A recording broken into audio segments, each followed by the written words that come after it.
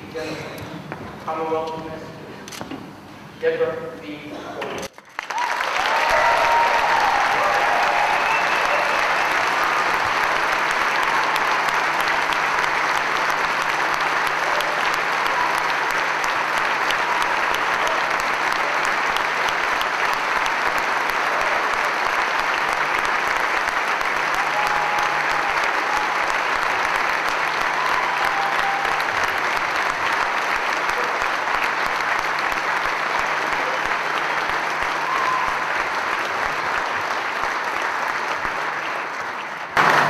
Governor, Lieutenant Governor, now I know how you felt last week.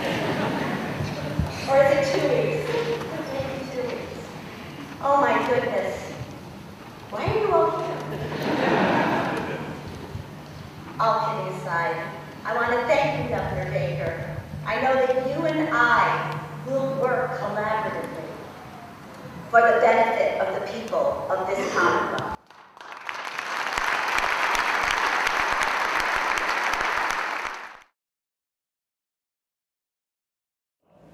Our guest today is one of the most influential politicians in New England. Let us meet our State Treasurer, Deb Goldberg, in this special edition of Chai with Manju at the State House in Boston. So thank you so much for coming. Thank you for having me. And so my first question for you is, when you became the State Treasurer, you said that you will be a treasurer who invests in people. Can you explain that, and do you think you've achieved your goal? Well, we will never completely achieve our goals until we have touched every single person's life.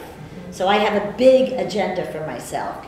But yes, one of the reasons I ran for treasurer is my focus on assuring economic stability and economic opportunity for everyone. And we do that here in this treasurer's office in very unique ways. Yes, we manage tax dollars prudently, and we issue debt so that we can fund important projects across the state. We make sure that the pension fund is doing well so that elderly people who are retirees can count on getting that check every month, and they've earned it over time. But a very unique thing that we did is we created the Office of Economic Empowerment, the first of its kind in the country, focused on issues that would directly impact every person's life throughout the Commonwealth. And that is ensuring that everyone has access to the financial knowledge and financial skills they need to survive and succeed in this state and in their lives. Through financial literacy and financial education programs, and we created a task force that will actually be issuing its report almost momentarily. We've had a statewide wage equality group that has come together. We've had 6 roundtables throughout the state that will then develop a toolkit and an online presence that assists businesses in how they get to the bottom of the cultural issues and the long-term things that have prevented women and their families having the economic stability that they deserve and they need. It's about empowering people to empower themselves, and that's what I mean by investing in people. That's wonderful.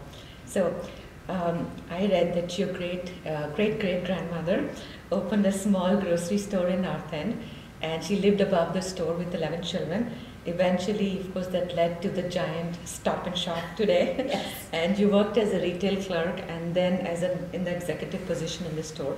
What are some of the values that you grew up with and which influenced you? Well, you see, that's really why there's such incredible continuity from what I'm doing this very day to all the way back to, her name was Yenta Rabinovitz. And in fact, when I announced that I was running for treasurer, we announced on the very spot that she arrived in front of the store that is still there, which is now Bova Bakery in the North End. And the reason why I wanted to do it there, and my parents, my children were there, was because it is those values that drive me. It wasn't about building a business, a profitable business. It was about creating employment, about jobs for each and every child and all of their friends and relatives that arrived in this country. It was about taking that whole idea and creating opportunities for 1, 2, 3 generations at a time. And it was true. 3 generations of families, immigrant families, worked at Stop and Shop. I still have people who come up to me and say, my grandfather worked there, my dad worked there, I put myself through school working there. And so that was what it was about. It was about shared economic opportunity and stability. Those are the very values that drive me in this office. And so there's a direct connection to my great-great-grandmother. How did you first get interested in politics? Well, my mother likes to say it was my dad, Okay. but I have to say that the values, and it was her great-grandmother, that those values drive you into public service. But technically, Stop and Shop went through something called a hostile takeover in 1988, which meant that we didn't voluntarily sell the business. It was literally taken away from us. Okay. I would be working there today if it were not for that, making sure that 50,000 people had jobs they could count on and good benefits. But because that occurred, I then said, well, then I want to focus on public service. And a lot of very interesting women encouraged me to run for office. Can you name some of them? Evelyn Murphy, the former lieutenant governor, and also the author of the book, Getting Even, which is about wage equality and pay equity. Okay. Former State Senator Lois Pines from Newton. And my dad had been involved in town politics. Okay. Even though he was working full-time and working his way up at Stop and Shop, he was a town meeting member for years. Then he ran town-wide and not only won, but if you added his 3 opponents' votes together, he beat all 3 of them, if you merged them. So he had me then at 7 years old as Michael Dukakis's mascot, not when he was running for governor or president, but when he was running for state representative from Brookline. So I really was a political activist from a very young age. And so I ran for town meeting, and within several months, people said, you need to run for selectman. I ran for selectman and fortunately won, and then became chairman of the board of selectmen when people encouraged me to be looking at statewide office. Now, one of the causes that you mentioned also, and that is very close to your heart, is the wage equality for women. And Massachusetts Equal Pay Act was passed in 1945, but there is still a huge discrepancy in pay. Why do you think that's so? And as a state treasurer, what have you done to bridge that gap? So, Equal Pay Acts have been passed all over the country and in the federal government. That doesn't mean that the paradigm has changed. And when I mentioned Evelyn Murphy in the book she wrote, and she wrote that as a Brandeis Fellow, what she did is she dug under to try to figure out what is keeping women from getting paid what they should be. And in Massachusetts today, we're a little bit better, but then again, we have one of the highest educated women populations in the country. So in total, we're 82 cents on the dollar, but African-American women in Massachusetts are 62 cents on the dollar. Latina women, 50 cents on the dollar in Massachusetts. And we look at what are the causes, but then how have they become institutionalized? That they become institutionalized cultural barriers. So, Evelyn did the research, she identified the issues, and then she wrote the how to get it done. And for me, it is important, of course, to pass laws, but it's more important to get to the heart of the problem and change it. So from the moment I was elected, even before I was sworn in every hiring decision that we had, we looked at who was the most qualified and paid them what we were worth. We also encouraged women and people of color to apply to this office because they would be valued and viewed completely equally to anyone else, and that there was enormous opportunity. But I think a very, very important focus was who was to become our human resource managers. Who was going to be our head of human resource? Who was going to be our head of human resource at the lottery, at the Mass School Building Authority? What were they doing over at the pension fund? And how did we get management to understand that it is their job to assure that people are paid properly, that it is their job to look at resumes in light of real skills, not whether you were able to stay in a job for X amount of years. And then what could we do internally to create a more family-supportive, family-friendly environment? So we did things right away, like, for example, 12-week paid parental leave. Now, that is for families. And I do have men who are taking the paid parental leave. But often where women get impacted by wage discrepancies is if they have to take any time to take care of a baby or a newborn. So right away, that made an equal playing field for the women in the organization. So I want to ask you something which is very close to the Indian community. You were our special guest at Saheli fundraiser. I have never seen such a warm welcome to any politicians. People won't leave you alone. So how did you get interested in minority communities, and have you followed the growing Indian American community here? Well, again, I'm going to sound like I'm repeating myself. I believe the way I was brought up was very influential on who I am. And I was brought up with several different ways of looking at the world. One was that we are all the same. But some people don't get the same opportunities. And that sometimes people are viewed through a lens that they have nothing, that has should not have any impact on who they are. And when I was about 3 years old, I was somewhere with a wonderful woman who was helping take care of me because my mother worked full time. She was president of Stop and Shop. And somebody said something about her color. And I went home and I said to my dad, is Lil colored and I'm white? And he put me up next to our refrigerator and he said, what color is the refrigerator? And I said, white. And he said, what color are you? And I looked at my hand and that was it. It was a magical moment. And I remember to this day, he and I talked about this a couple weeks ago because somebody asked me to repeat that story. And I think that I'd never changed. It was the way I was brought up. It was the way I was brought up to treat people, to understand people, but in particular for the Asian and South Pacific Rim communities. I developed some sort of intuitive understanding, initially with the Chinese community because I grew up in Brookline and they also migrated to Brookline along with the Jewish community.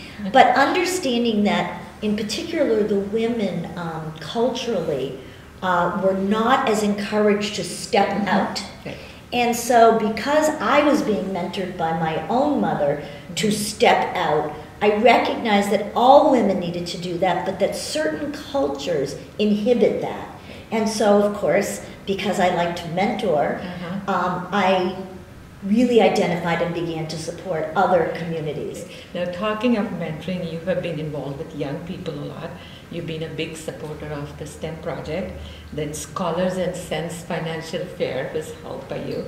So tell us a little bit about how did you get interested in such projects? Sure. So we have a job study that shows that the future is obviously in STEM-related fields and not just math, but financial services, and that minorities and women are underrepresented in those fields. And those are where the good paying jobs are in Massachusetts. So how are you creating economic opportunity for everyone if you are not opening those fields and mentoring people to go into those fields? And so it comes right back to the basics. How was I brought up? To create economic stability for people. It's really it's right back to the food business. We nourish people. Margaret Thatcher used to say that too. Oh, interesting. So you're the chairperson of Adoptions with Love. Correct. So tell us something about that. Well, both of my children are adopted. Okay. And I initially adopted them through the agency, which is Adoptions with Love. Okay. After, it was begun by a founder who is no longer living. And she asked me to go on the board at the time that she was still alive. When she was getting very ill, she felt that the agency should be closed because she was a classic entrepreneur. She worked more than 24/7, and it may have led to her not being well. And so we were going to do that when the social workers who worked there came to me and said, we really want to give it a go. But they had no business background at all. And adoption is a it's very tough work. It is very unpredictable. But I agreed to become the acting executive director at the time because we were also passionate about taking care of the birth mothers, helping them make a decision whether they could parent, and we would give them skills to parent, or whether they wanted to place their children. And then, of course, it resulted in families. And very emotional. It means a lot. I adore my children. They are fantastic. Of course they are. How old are they? They're 25 and 23 now, and they're great. Okay. And so I became acting executive director. We brought in a very professional board. We brought in a nonprofit consultant. We set up the business model, and we continue to thrive to this day. The good news is that I'm head of the board, but we have now the executive director and the deputy executive director there. Business school with a heart. Yes. So let's talk a little bit about your family, so we get to know you better. And you married to Michael Winter. Yes. Right? So tell us something about him, and what was it about him that you knew that he was the right So one? my husband is an immigrant. He came to this country when he was 12 years old. English is his third language. And they were brought here by a nonprofit agency. So when they arrived in Dorchester in 1958, they had nothing and had to work hard. And in that era, there were no English as a second language. You ended up on the street, and whatever you learned, you learned. And so I think the thing that really attracted me to Michael was that I knew that no matter what, he could survive. They had been through challenges that required survival. And you know, we always have to be aware that the world can turn on its head. I mean, sadly, look what happened in Paris on Friday night. The world can turn on its head. And I knew that he would be a hardworking person and someone who could take care of his family no matter what. And I believe that was the most important thing that I saw in him when I met him. Now you're a big supporter of strong women, supporting Hillary Clinton. I am. Do you have any plans to run for any other office yourself? I know we had suggested that when you came for our fundraising. You know, as I talk about the treasurer's office, you see this is a really exciting place. Very exciting. On any given day, you can go from talking about the lottery, whose mission is to get money back to every city and town in the state, while also supporting small retailers who sell the lottery ticket. You talk about the Mass School Building Authority. We talk about wage equality. We talk about financial literacy, debt management, cash management. It's a very exciting job. Yes. And so my goal, and I was asked this at a National Association of State Treasurers meeting where I was a plenary speaker. They said, what do you hope to achieve? And my goal is is huge. I want to make sure that every child, every adult, everyone in Massachusetts has the financial skills they need to survive, and that they aren't harmed by a subprime mortgage crisis or by onerous debt and not knowing what they were getting into. So in order to achieve that goal, I have to spend a lot of time here to get that job done, and I am a doer. It's not just talking about it in the abstract, but it's the day-to-day of getting it done. And I think that gets right back to my roots again. My grandfather was in the stores till he was so weak from cancer that he couldn't go any longer. And so that's who we are. And I don't think about running for other office while I'm so excited and so engaged in this job. You're not only a doer, you're very charismatic. Ah, thank you. Okay, so of course my producer's question for you was, what is it like as a Democrat Yes. to work for a Republican governor? Well, the exciting thing is we work alongside each other, so we collaborate. And I don't view my role as partisan, even though I am a Democrat. I view my role as exactly what I said. This is the job. We're creating economic opportunity. We are creating stability. We are creating revenues to go back that pay for snow plowing, school nurses. You know, I am so focused on that, and that's not partisan. I don't say to the towns, well, you can only give it to the Democrats in the neighborhood. So I believe that the governor and I have the same goals in terms of what we want for the state, and so we collaborate on the issues that involve both of us.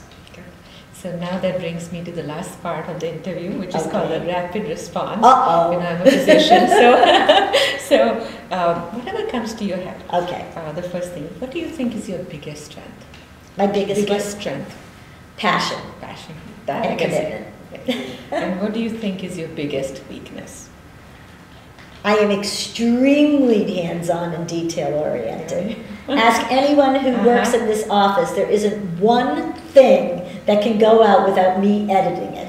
And I get that from my father, not my mother. And after I've edited it, if we were to send it to him, he'd re-edit it. It's a little micromanagement. Little micromanagement. I've been accused of, and you have a great memory. Yes, I have seen that. And who would you call was your mentor, do you think? Well, you know, that really has to be my mother. How many people had a mother who was one of the top 10 businesswomen in America in Fortune magazine in the 1970s?